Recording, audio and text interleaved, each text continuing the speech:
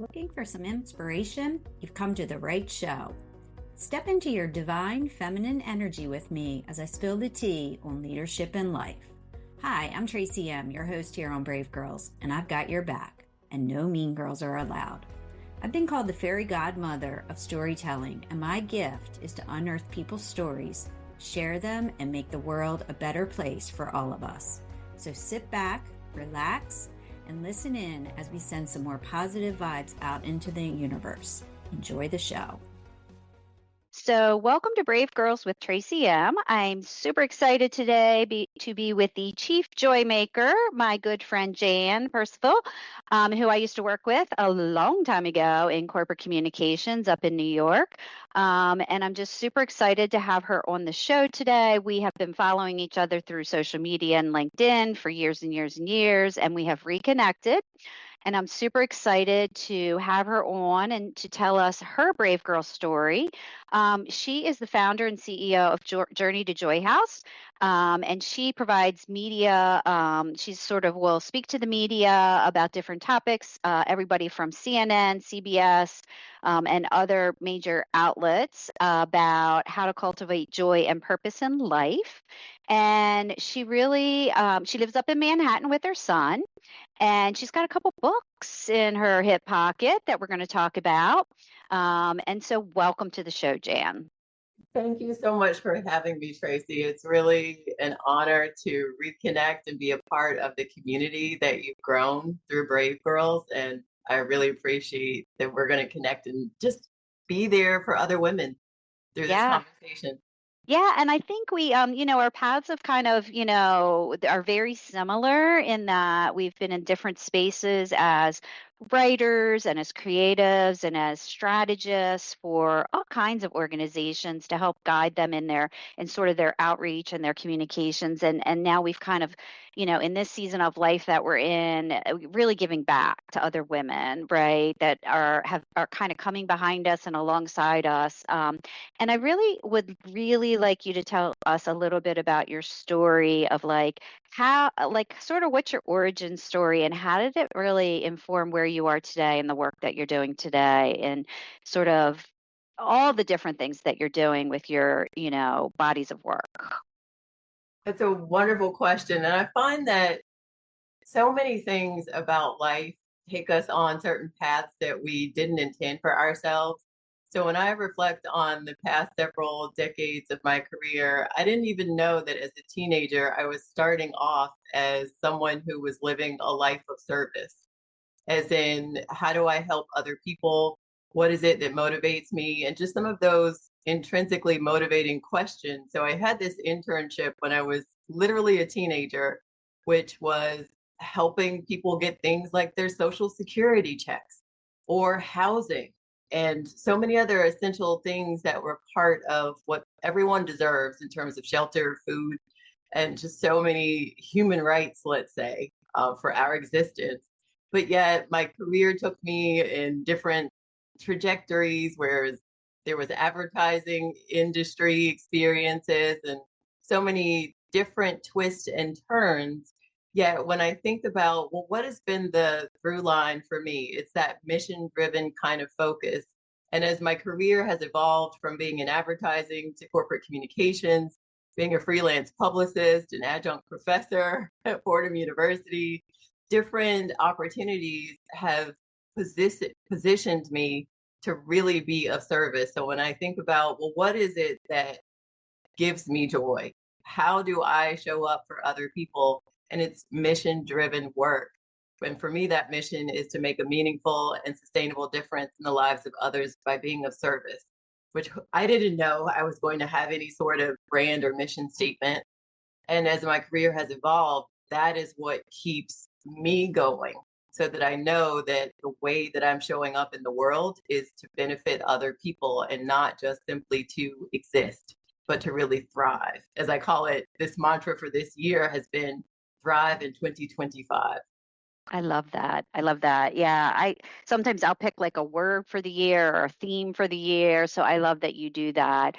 Where did you actually grow up? And then like what kind of was your educational path to get you to where you are today and sort of all those things? Because I think when I really kind of reflect back on like reconnecting with you, you had quite a epic career at Accenture in one of their very large sort of consulting divisions. And so, kind of, how did you even get there? Sure. I'll start with the first part of your question around education. So I grew up in where I grew up is Charlotte, North Carolina. So Okay. Carolina girl, born and raised. But I had this dream when I was around 5 or 6 years old of living in Manhattan. My mother and I came on a trip. I fell in love with the energy and the people, the skyscrapers, all things New York. And so I knew that this was the place that I wanted to live, even if I didn't know what I wanted to do. Hmm. Syracuse University found me through my PSAT scores Gotcha. in 11th grade. So I went to a summer college for high school students program for 6 weeks. Then I was also taking college courses in high school. And that resulted in, okay, Syracuse being my early decision school, first choice. And I went there for 3 years instead of the traditional four because I was such, let's just say maybe bookworm Yeah, or a such. bit of an overachiever. I think so. I'm recovering type A, as I like to put it right now. Right, And right, I went there, had a great experience at the Newhouse School of right. Public Communications. And because I graduated a year early, I went to VCU's Brand Center, or it used to be Okay. Ad Center when I was the second incoming class. And those experiences were so formative in terms of what do you want to do in life? Who do you want to be? And Hmm. so, to your second part around the Accenture journey, I called it my Accenture adventure. I initially joined the firm in a very, exciting, fast pace, and all of it's fast paced. But this part of the company was Accenture Digital or Accenture Interactive over Okay. 9 or 10 years ago, I think it was. And I really had such incredible experiences. Yet, what was missing for me is the mission or the service driven kind of work. There were clients that I worked for that are part of our daily lives. Most of us don't go through a second with Hmm. Right. certain services. Yet the kind of work that I wanted to do that I felt like would light me up inside was going back to those teenage years when I was helping people do the things or get the services that they deserve in life. So Hmm. I found my way to different people in Accenture's public sector practice or public service, which is very much about how do we serve clients in the government, nonprofit, and education sectors. So those were my three kind of industries or verticals where it led me to being part of teams during the pandemic where we provided, let's just say, the most scrutinous where is the money being spent and is Hmm. it being spent on the right people in terms Hmm. of federal compliance and reporting for Gotcha. millions of dollars. I love that experience at the height of the pandemic on a CARES Act project, which Gotcha. evolved into me then leading my own teams in the American Rescue Plan Act space for the tune of $4.3 billion, as in that's what my team was responsible for in ensuring that people got the essential services and everything that they needed also during the pandemic. So it was that mission driven kind of work that led me to the public sector and that practice and loved everything about it, even though it doesn't sound necessarily that exciting or quote unquote sexy to someone else. For me, it really meant something to ensure that the light stayed on during the pandemic for United Way or other organizations that were food shelters, or not Hmm. food shelters, but food pantries. And Right. just churches, all kinds of organizations that needed the money, including students to have Chromebooks. So Hmm. that kind of mission driven work was at the core of how I found my way to that particular practice. Yeah, I find that, and this has happened to me as well, where everything's a build, but it all kind of goes back to the core of who you are and what, and I love that, even way back when you can pull that through line and that thread on the things that really light you up or the things that are impacting and assisting or facilitating through your skill set, that connection, right? And that mission to helping more people, serving more people, right? Yeah. And so today you're serving a lot of people through your creative expressions. So could you talk a little bit about your writing and how you've used that sort of, you know, I don't want to say to heal, but to just sort of like process things, I guess, because of your journey and your health challenges and stuff. The impetus for my writing, or I would say the catalyst for my books, did not come about as something that was planned. I've always been a writer my whole life, yet in a more formal capacity through marketing and other ways of communicating with different audiences. So in the height of the pandemic, I was diagnosed with breast cancer. I wrote this email and I was leading that $4.3 billion American Rescue Plan Act project with my team. And when I was diagnosed, I wrote this email that had so many, just we're going to get through this, whatever the ways that this is meant to serve a purpose, everything's going to be okay. And I sent that email to my CEO, Julie Sweet, to Mm-hmm. several, just a few hundred people, BCC, Mm-hmm. between my network at Accenture, my family and friends. And then someone said, when you write your book, I'll read it. And I looked back at the email and I thought, what? I don't know what someone's talking about. What do you mean I just wrote an email? Mm-hmm. So that catalyst for, oh, somebody is saying, we want to hear more about this story. How is it that you've gone through all these other things that I included in the email, as in, the shame or the stigmatization of pregnancy losses or mental health challenges, multiple layoffs, even before arriving at this point of my breast cancer diagnosis. So when I saw that response, I sat down at some point during one of my LOAs, my leave of absences, during my breast cancer journey, and I started writing my memoir, which was 18 chapters. It garnered the interest of a literary agent. But then there was something about one particular part of the interest where I felt I have a broader story that I want to share with people as opposed to one little topic. So I put that book on the shelf. Then I just kept writing some blog posts, LinkedIn posts. I have this series called Leading with Love at Work, Oh, I which love that. don't really, oh, am I going to talk about love and work? Yes. In the same sentence, right? Right. Right. As in not, falling in love at work with someone, but leading with love. And what does that mean? How do you have love for your colleagues when you spend the majority of our time with the people at work, whether we're on a box like this or the screen, Mm-hmm. whether we're in person? So what does that mean? How does it feel to actually feel love for your colleagues? You don't have to like everybody, but Right. how can you be kind? How can you approach work that's less ego driven and solution oriented? So I wrote that series, a few other posts across different social media platforms, and I think there are probably over 80 to 100 or so stories that I've written across different social media platforms. And as I thought about, well, how can I now be of service in a different way through my writing? I Mm-hmm. culled that down to 63 stories in 3 books called Journey to Joy House, Live by Design, Not Default.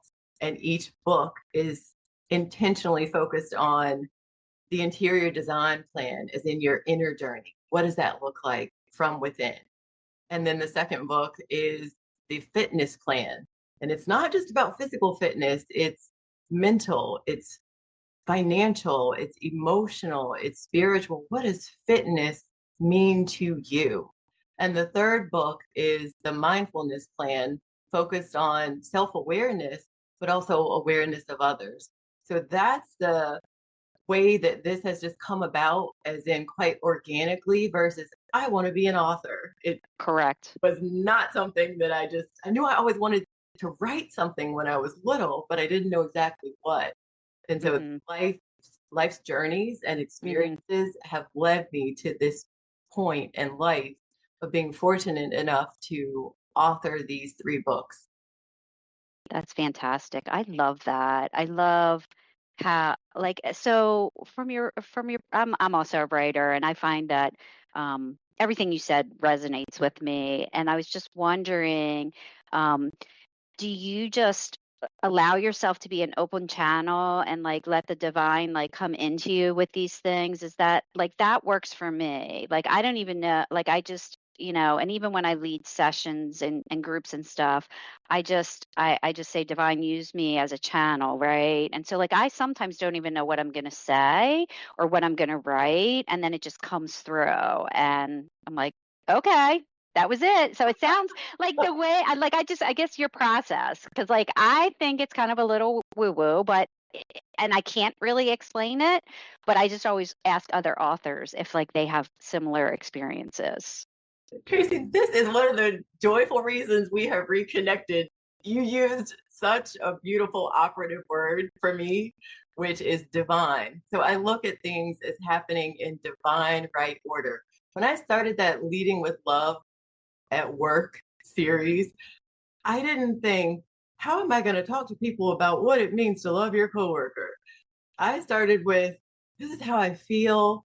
I was in a corporate nirvana, as I like to call it, Hmm. all the things of being in service, loving the people that I was working alongside, really enjoying my clients. So when I started approaching my writing, it's that same thing, as in the way that I look at life is things happen through me and not Hmm. to me.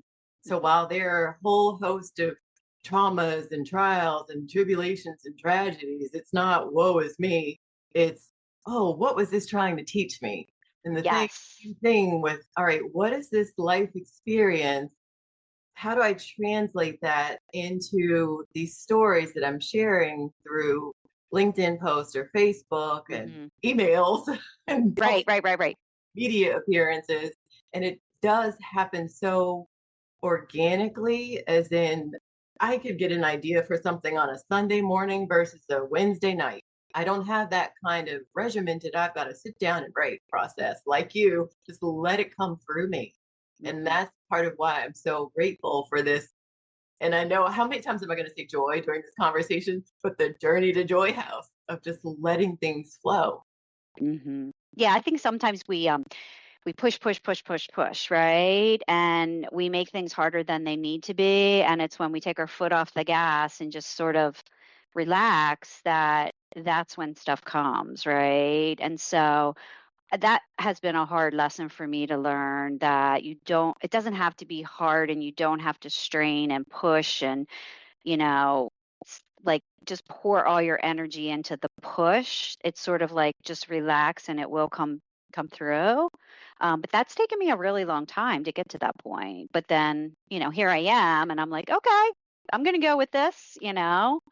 Yes. I mean, I even think about your journey and your podcast and how it's in 83 countries.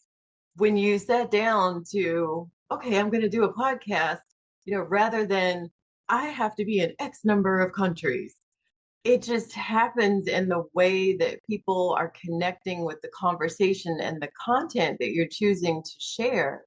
That's one of the beauties in life, is that our pathways are going to find us. Our purpose is going to find us, Mhm. rather than what's my brand statement? What's my mission statement? My Right. mission statement didn't happen because I sat down and I was in a workshop. It happened because during that CARES Act project, I just started feeling like, oh, this is service. This is helping other people.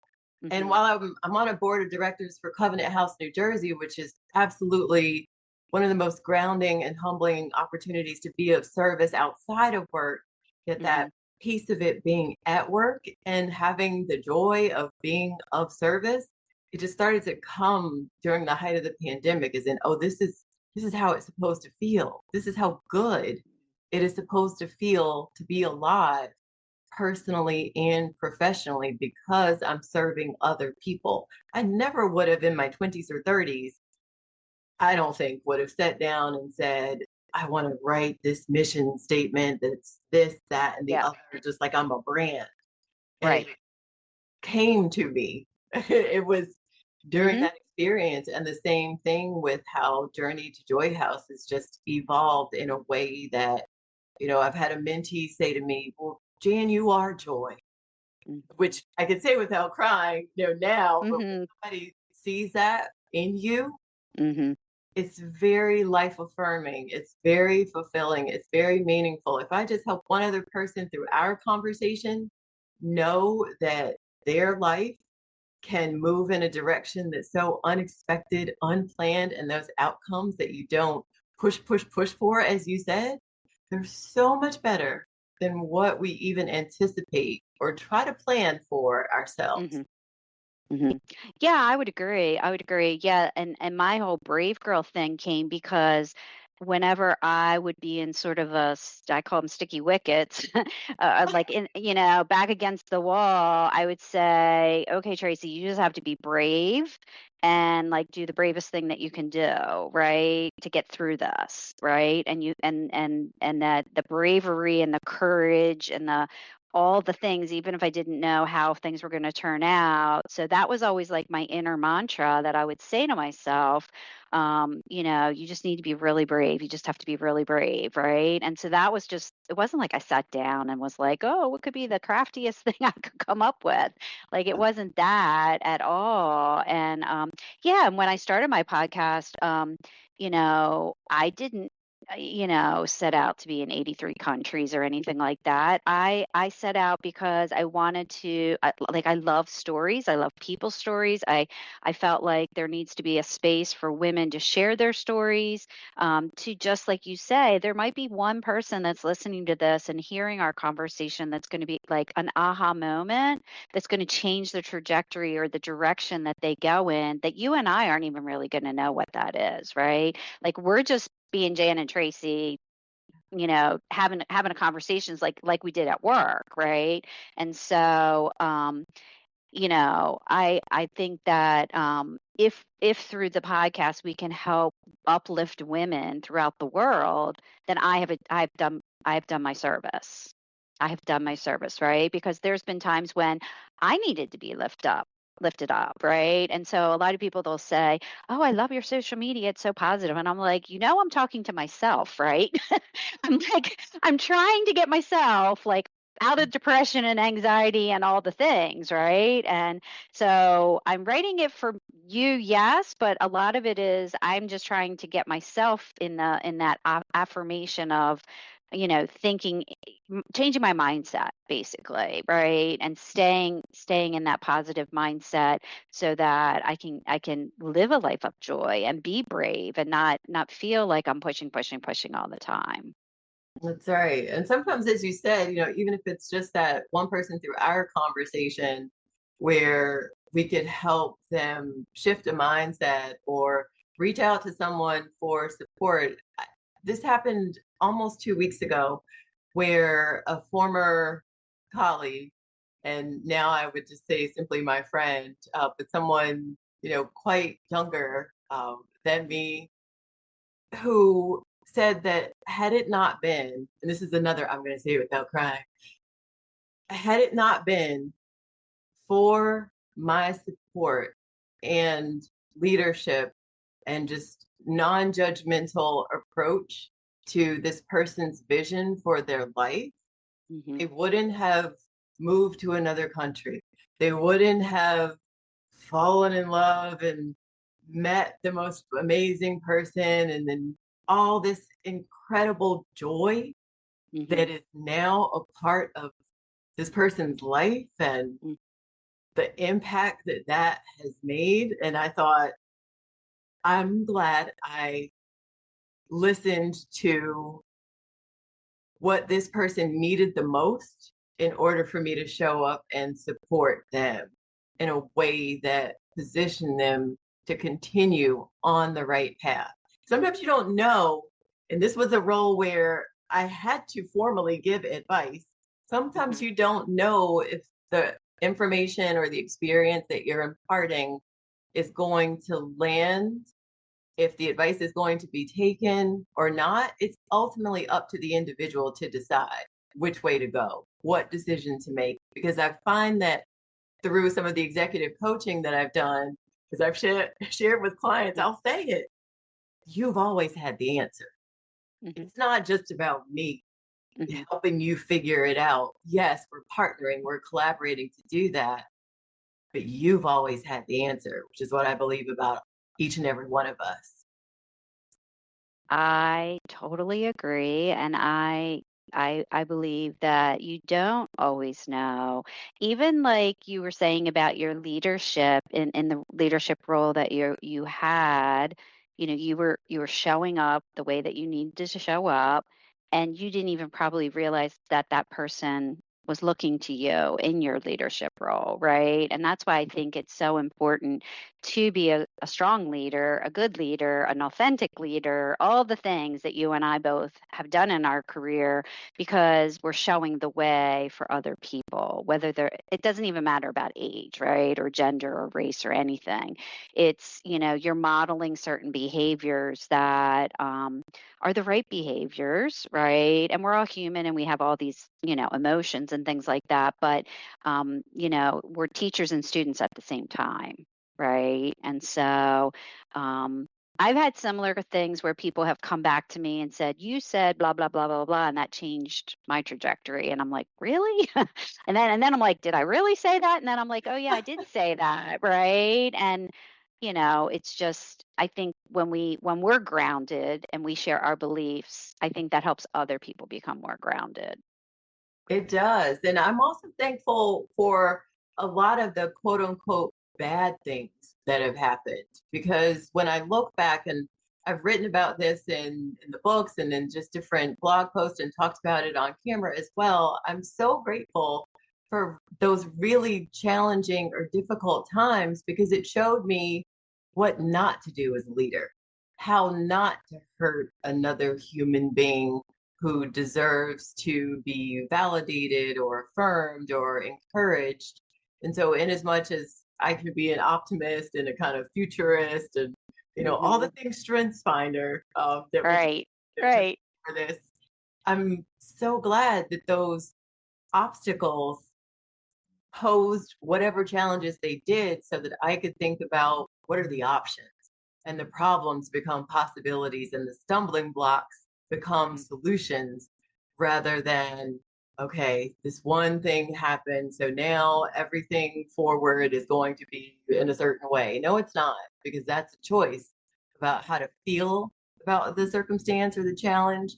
And then how do you move forward in a way that better serves everyone around you, but certainly yourself.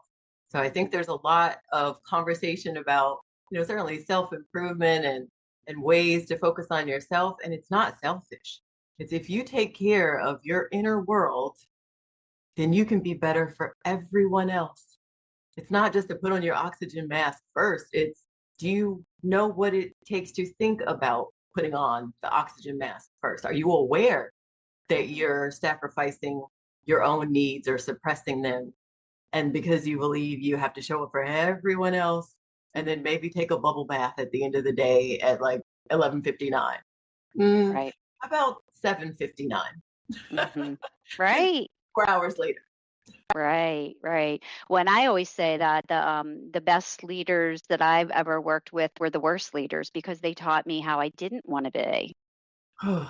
Right? But and then I'd always say, okay, well, what is it that's bothering me about their leadership that I want to make sure I have self-awareness because we could all go down that slippery slope, right? It's not like and so how can I make sure that when I lead a team or have a bigger part of the organization reporting to me, that I'm not making those same mistakes, because I saw the impact it had on me as a direct report or our team member, my colleagues, right? And so I always say, I agree with you. Like, you have to take those challenges and all the ups and downs and learn from them. And what's the takeaway? I'm always like, what's the takeaway here? What am I supposed to learn? What am I supposed to take away? What am I supposed to really, draw from this experience, even if it is negative? Exactly. You just reminded me when you're saying, okay, the way that you have a part or a role in whatever space you're leading, whatever project, whatever endeavor, it made me think about this opportunity. It's a client facing huge meeting where the people that were reporting to me, some of them were remote in other countries. Hmm. And there's a lot of hierarchy in consulting. There's a lot of hierarchy in the world.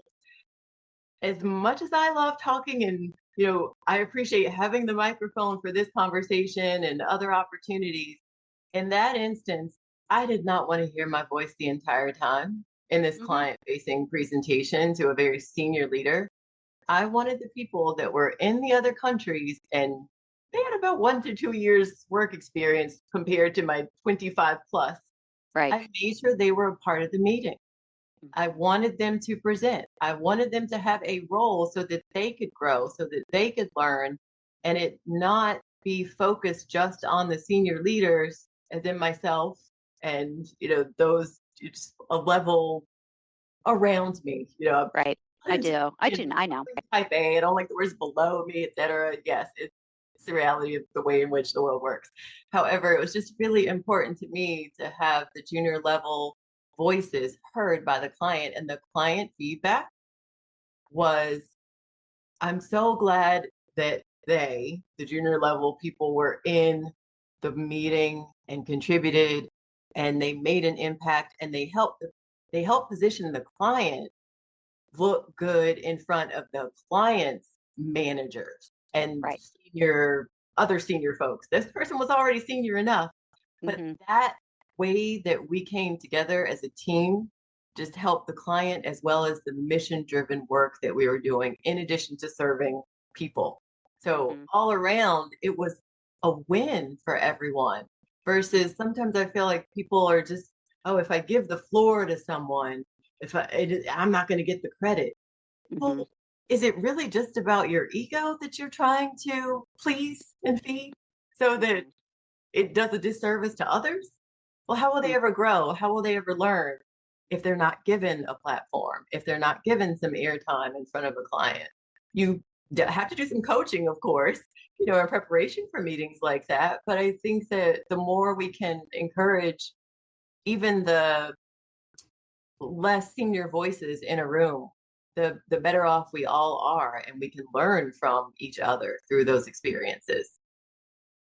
I would agree. And I don't know, maybe it's just my bias, but I think that really strong female leaders that do that are really, um, they're bringing along the people from later generations, right? And that's your legacy, is that you're mentoring and guiding and coaching them, and you're giving them not just a seat in the room, but a seat at the table with a voice, right? And so that inclusivity, I just feel like it comes naturally, I think, to women, to make sure, because I think sometimes we've been so marginalized as women in those spaces that we didn't like the way that it made us feel, right? And so we have much more sensitivity and self awareness around that. And so I always encourage women to have that mindset, right? Like, just because you're senior and you're older and you're experienced doesn't mean that your Gen Z person on your team shouldn't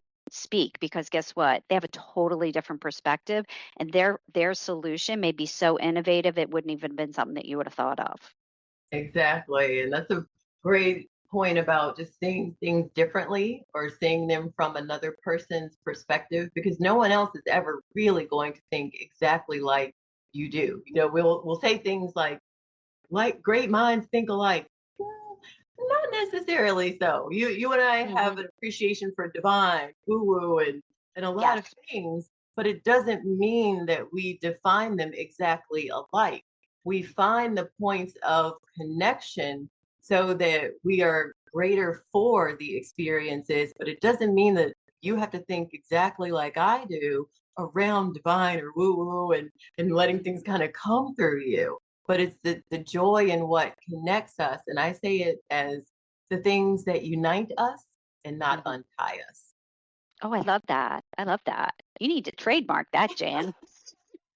Like Copyright it, patent it, something. I make up things a lot, like resilience, bravery plus resilience, a joy house. It's fun. Yeah, yeah. So speak about Brazilians. I didn't even get into that. So explain what Brazilians means and how you came up with it and how you use it in a Oh, sentence. I give this credit to the Covenant House, New Jersey community that I'm a part of. There's so many youth who are experiencing homelessness and survivors of human trafficking. And I've been on the board for 5 years now. And every year we have this Night of Broadway Stars fundraiser where it's in New Jersey. Right. And these Broadway stars come out of the goodness of their heart and they perform. Yet it's not just about them, it's also about the youth. So these youth are taking the stage, many of them for the first time ever. So imagine you and I don't have it, right? We love public speaking. We don't have stage fright. No, not at all. Give me that mic. Exactly. Like so comfortable. Cheeks hit me high in the flow state. Yes. Joy.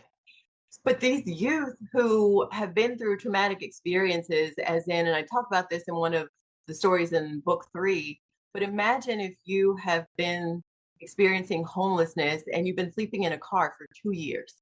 Or Wow. imagine if you have become homeless as a result of a parent's decision not to support your choices as a human being. Hmm. But now you're on stage in front of hundreds of people sharing these stories. And the word that I kept hearing year after year is resilience. And I thought, they're not only resilient, or they don't only demonstrate or embody resilience, they're also brave. Hmm. So resilience came about because of listening to these stories of the youth who inspire me. Hmm. I know what it feels like to feel unwanted or unloved or unappreciated. A lot of the uns in life, as I call them in one of the books, Right.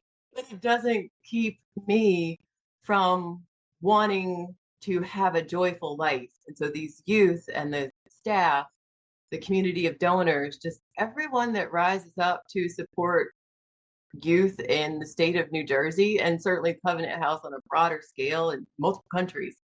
Hmm. They're the reason that I was inspired to create this word resilience and then start thinking about, well, it means bravery plus resilience and Hmm. turning tough times into tenacious triumphs with relentless humor, optimism, and joy.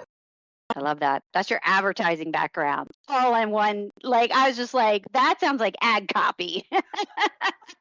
Took in 1999. That's right. It doesn't matter. Doesn't matter. It all still works.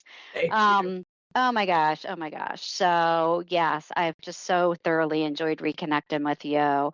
So I have to ask you, what's the bravest thing that you've ever done, and how does it inspire you today? The bravest thing that I've ever done is truly listening to that inner voice that guides me in choosing things like fun over fear Hmm. or wellness over worries.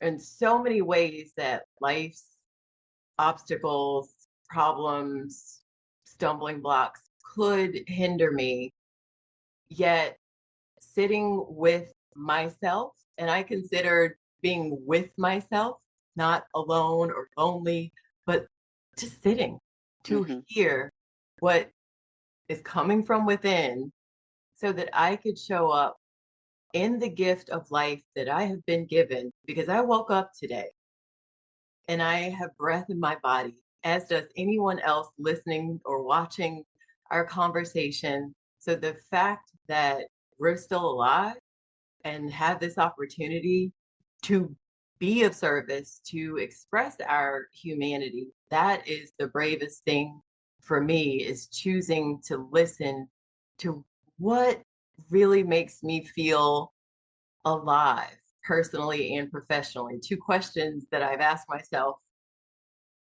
why do you think you're alive? And who are you without your job title? And the third one, actually, Oh, I love that. What what was the makes third? you What makes you you? I love that. But alive? I I love the who are you without your job title. I love that. That comes back to going within, as in sitting with yourself and loving the fact that you were born. Hmm. Loving the fact that you were born. I mean, just think about that for a moment. Hmm. All the things that we experience day in and day out, and all the external factors that influence who we are. When we come back to self Hmm. in a way that's not just selfish or self serving, Hmm. it is a level of self centeredness so that we could then be the best possible versions of ourselves for ourselves and everyone that we have the joy of connecting with, like this conversation. I mean, it means a lot to me that we've reconnected and are having this ongoing, joy fest. Yeah, totally. Totally. It is a joy. Like we are just joying out over here. But I do think that like when you get still and you really, and I agree with you, you're not lonely, you're not sad because you're by yourself. It's truly in that stillness, and really kind of deconstructing all the things that we use as our identifiers, whether it's our job title or the organization that we work for, because it's easy to go down that path. I've gone down that path, and then you lose a job because you got laid off or whatever, and then who are you, right? Then you're like completely lost. And it's like, wait, that was just a label over here. That's not really who I am. And then I also love that it's coming back to being of service and like who you're here to serve in this lifetime. And for me, and I think for you, it's other people that are out there in the working world, right, who are trying to deal with all the things, right, as you coach and you mentor and you serve on boards. And I do the same thing. It's like I'm trying to give back to people who maybe are a few steps behind me, right, in whether it's their age or their career or like whatever it is, or even in their self development and their self awareness, right? How can I help them? And it seems like you're of the same cloth in terms of like raising people's consciousness, right? Around we're here to serve humanity and to make the world a better place. Exactly. Something earlier you said, Tracy, was you talked about affirmations and just motivating yourself. There are two words that I say every morning and every night. I don't care what kind of day I've had. When I wake up, even before I open my eyes, so I won't neuroscience nerd out on things like Oh, gamma and theta waves. I'm right there with you. Okay, good. So before my eyes actually open, but I'm just conscious of the fact that I'm awake, the words that I say to myself and out loud are thank you. I'm not asking for anything. I'm not praying. I'm not doing some devotional. I have my own affirmations that I've written and recorded. So, Hmm. that's also part of the first thing that I do in the day. I'm not listening. It's fun. I used to listen to, other affirmations, and I still incorporate a bit of that into my meditation and daily affirmations, but it's my voice first. As in, what am I saying to myself? What is my inner monologue? What is that Hmm. conversation we have with ourselves all day long, even as Right. with other human beings? So it's thank you first thing in the morning. And then when I close my eyes and I'm in bed, not a looking back at all the stuff that happened during the day, it's thank you. Because now I get to go to bed and relax and restore, rejuvenate, rest. And then I get the joy and gift of doing it all again the next day, whatever Hmm. the day holds. I love that. I love that. Yeah, I think waking up and going to sleep in gratitude is really important. Yes. I think you can't underestimate that. And even the stillness. I know during the pandemic is when I really, really became became a meditator. I have a monkey mind, goes every which way, and it's going 100 million miles an hour. But I really needed to slow that down. And it was suggested to me, why don't you try and do meditation? And I was like, oh my gosh, no, I'm like, I'm a squirrel in there. But it really, really has helped me.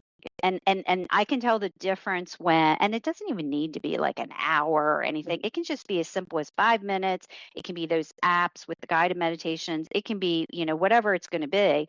But I will tell you that I physically can tell the difference if I have or I haven't meditated for the day.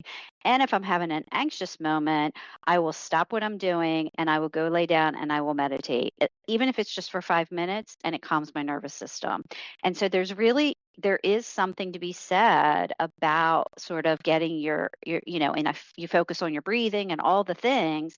In fact, yesterday at this workshop, I thought this was beautiful. So in this mentoring program, we started a practice because it's all women, and we started a practice that we open the session with a breathing exercise, because we want the women to be fully present in the room when we're doing these workshops, and we want them to drop all the baggage that they bring into the meeting, because they're mostly in the afternoons.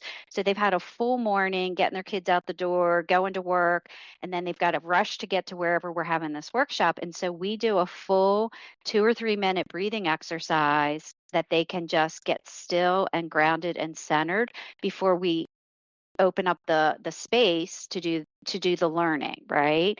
And then we have one of the participants closes, it's almost like a ceremony, right? They close the ceremony with something, right? It could be a poem, it could be a mantra, it could be whatever they want it to be, and it's what they want to bring to the circle, basically. And it's the most beautiful thing, and I think it differentiates our program, because it's not like your corporate leadership development program, get going, it's going to end at 3. Like, we really treat it very sacredly, that we know that your brain and your mind and your heart and your body is, but we want you to be fully present in the room. And so we give you that space before we start the workshop. Isn't that beautiful? It is. And Tracy, this is another reason. I know it's going to sound, to people maybe listening, like, did they plant certain words? Absolutely not. Nothing was planted or planned. You said another operative word for me, which is sacred. It is sacred to share one another's time and space.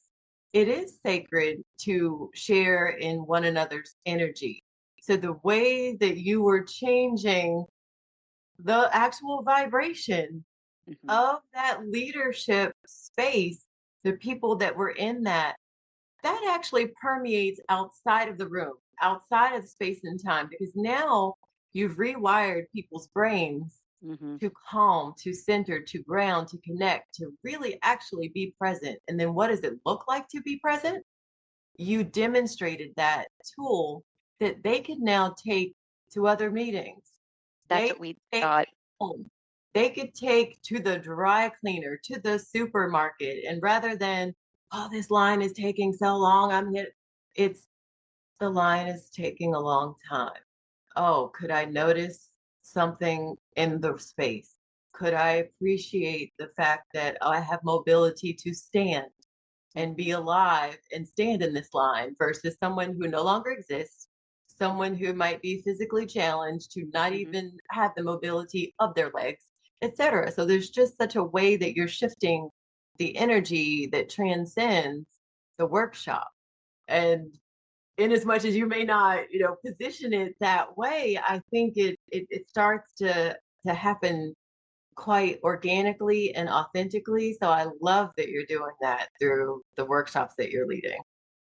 Well, and the other thing I thought of after I left, because someone was like, wow, they really brought their full self there. And I said, you know what? We created psychological safety. Yes.